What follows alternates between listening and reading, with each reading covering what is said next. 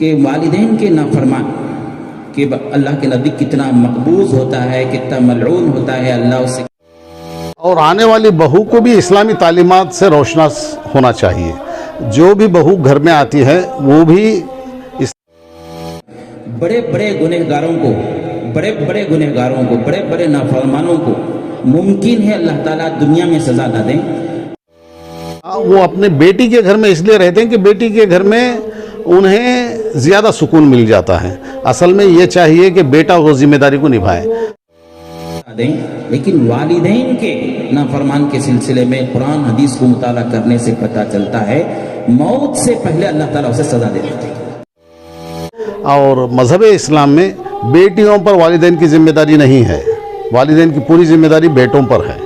لہٰذا کہ والدین کے نافرمان کہ اللہ کے نزدیک کتنا مقبوض ہوتا ہے، کتنا ملعون ہوتا ہے، اللہ اس سے کتنا ناراض ہوتا ہے. میں آپ کو بتاؤں، بڑے بڑے گنہگاروں کو، بڑے بڑے نافرمانوں کو ممکن ہے اللہ تعالیٰ دنیا میں سزا نہ دیں اور اس کے لیے آخرت میں اسے سزا دیں.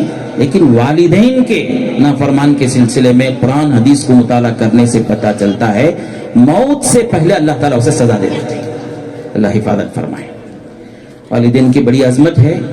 بوڑھے والدین کسی کو مل جاتے ہیں تو بہت بڑی نعمت ہے. اور میں ہمیشہ کہتا ہوں کہ یہ بات کہیں کہ والدین ہمارے پاس رہتے ہیں، یہ بات نہ ہو، بلکہ یہ احساس رہے کہ والدین کے پاس ہم رہتے ہیں. جب ذہن میں بات یہ آ جاتی ہے ہم بڑے ہونے کے بعد، کمانے والے ہونے کے بعد، شادی شدہ ہونے کے بعد والدین میرے پاس رہتے ہیں، تو ہی وہیں ان کی عظمت گھٹنا شروع ہو جاتی ہے. کیونکہ والدین میرے پاس ہیں، ان کی کمزوری ہو گئی. یہ ہمیشہ ذہن میں رہیں کہ والدین کے پاس ہم رہتے ہیں، والدین ہمارے پاس نہیں رہتے، والدین کے پاس ہم رہتے ہیں. بچپن میں چھوٹے تھے ہم، 2 دن کے، 3 دن کے، 4 دن کے. والدین کا احسان میں سے ایک احسان میں آپ کو بتلاتا ہوں کہ اس بڑا احسان یہ ہوا کہ وہ غریب تھے، پریشان تھے، تکلیف میں تھے. کبھی کبھی انہی کو گھر چلانے کے لیے، انہی کی زندگی چلانے کے لیے ان کے پاس پیسہ نہیں ہوتا تھا. ایسی تکلیف کے موقع پر بھی تھوڑی دیر کے لیے ناک اور منہ پکڑ لے تو ختم تھا قصہ اس کا. تھوڑے 10 سیکنڈ، 20 سیکنڈ، 40 سیکنڈ کے لیے منہ پر ہاتھ رکھ دیتے، ناک پر ہاتھ رکھ دیتے، بچے کی زندگی ختم تھی. اللہ کے بعد زندگی کا ذریعہ ماں باپ بنتے ہیں، اس لیے ان کی ہمیشہ قدر کریں. سیرت کے سلسلے میں 1-2 باتیں کہہ کر بات کو ختم کروں. حضرت جناب محمد رسول اللہ کی سیرت، پیارے نبی کی پیاری سنتوں پر عمل کی جسے توفیق ہو جاتی ہے، پیارے نبی کی پیارے سنتوں پر جسے عمل کی توفیق ہو جاتی ہے، اللہ کی طرف سے اسے 2 بڑے بڑے انعام ملتے ہیں. یحببکم اللہ ویغفر لکم ذنوبکم. 2 بڑے بڑے انعام قرآن شریف میں ہے کہ جو نبی کی سنتوں پر، نبی کی سنت بڑی بڑی بھی ہیں، چھوٹی چھوٹی بھی ہیں. آپ بڑی بڑی سنتوں پر عمل کرنے سے پہلے چھوٹی چھوٹی سنتوں پر عمل کرنا شروع کریں. کھانے کی سنت ہے، پینے کی سنت ہے، سونے کی سنت ہے، بیت الخلاء جانے کی سنت ہے، گھر سے نکلنے کی سنت ہے، گھر میں داخل ہونے کی سنت ہے، تجارت، چھوٹی چھوٹی سنت ہے. اس پر عمل کرنا شروع کرو. سنتوں پر عمل کرتے کرتے جو بڑی بڑی سنتیں ہیں جس کو ہم عمل کرنے میں ذرا پریشان محسوس کرتے ہیں، انشاءاللہ اس کی بھی اللہ توفیق دے رہے ہیں. والدین کے بارے میں، والدین کی عظمت کے بارے میں، والدین کے بارے میں جو تعلیمات اسلام میں دی گئی ہیں اس کے بارے میں سارے بچوں کو روشناس کرایا جائے. اور ایک بات بہت اہم یہاں یہ بتانی ہے، وہ یہ کہ مذہب اسلام میں بزرگوں کا گھر کا کوئی کانسیپٹ نہیں ہے.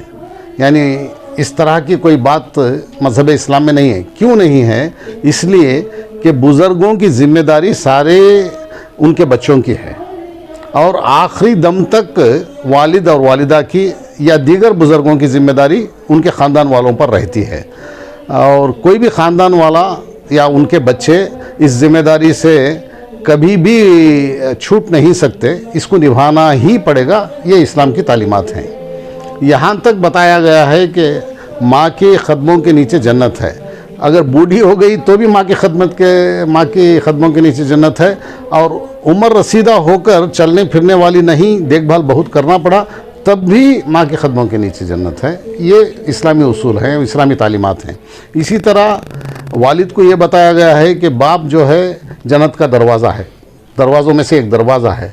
लिहाजा हर मुसलमान को चाहिए कि अपने वालिद की और वालिदा की इतनी कदर करे कि आखिरी दम तक उन्हें दूसरों का सहारा लेने की ज़रूरत ना पड़े।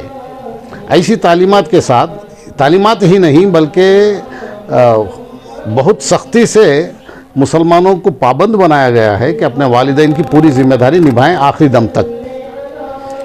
जब अगर ऐसी ज़िम्मेदारी मुसलमानों में निभाई जा रही है तब बुज़ुर्गों का घर का कॉन्सेप्ट जो है ये लोगों ने शुरू किया है। बहुत सारे लोग अनजाने में अपने वालिदैन को जो ख्याल नहीं करते उनके लिए ठीक है, वरना इन जनरल इस्लाम में, मज़हब इस्लाम में इसकी कोई तायद नहीं है बुज़ुर्गों के घर की। इसमें दो तीन इश्यूज़ हैं। एक ये है कि थोड़ा वालिदैन में आने वाली बहू के साथ बर्दाश्त का मादा होना चाहिए और आने वाली बहू को भी इस्लामी तालीमात से रोशनास होना चाहिए।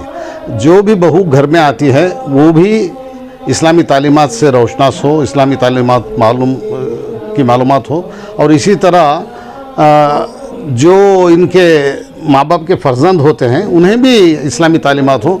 तो ऐसा कोई भी अपने वालिदैन को आखिरी वक्त में नहीं छोड़ देंगे। दूसरा, वो अपने बेटी के घर में इसलिए रहते हैं कि बेटी के घर में उन्हें ज़्यादा सुकून मिल जाता है। असल में ये चाहिए कि बेटा वो ज़िम्मेदारी को निभाए और मज़हब इस्लाम में बेटियों पर वालिदैन की ज़िम्मेदारी नहीं है, वालिदैन की पूरी ज़िम्मेदारी बेटों पर है। लिहाजा मुसलमान बच्चों को चाहिए कि अपने वालिदैन की पूरी तरह ज़िम्मेदारी निभाएं। किसी भी वक्त आखिरी दम तक अपने वालिदैन को उफ़ तक ना करें। ये इस्लाम, ये अल्लाह ताला हुक्म करता है हर मुसलमान को कि अपने वालिदैन के साथ अपने कंधे झुकाकर बात करें आखिरी दम तक, और उफ़ तक भी ना करें और उनकी सारी ज़रूरियात पूरी करें। ये अगर ऐसी तालीमात हैं तो फिर बुज़ुर्गों का घर की कोई ज़रूरत नहीं पड़ेगी। और ये मालूमात सबको होनी चाहिए। जहाँ मालूमात नहीं और जहाँ उनका देखा देखी अपने वालिदैन को की बराबर देखभाल नहीं हो रही है, वहाँ वो बेचारे सफ़र होकर बुज़ुर्गों के घर की तरफ वो निकल पड़े हैं और उनके लिए जो खिदमत का अंजाम दे रहे हैं उनकी तो तारीफ़ करनी चाहिए। वो बेचारे ऐसे लोग जो छूट गए हैं बच्चों से आखिरी वक्त में, उनकी देखभाल जो कर रहे हैं उन्हें किसी भी सूरत में मैं समझता हूँ वो बेहतर काम ही कर रहे हैं।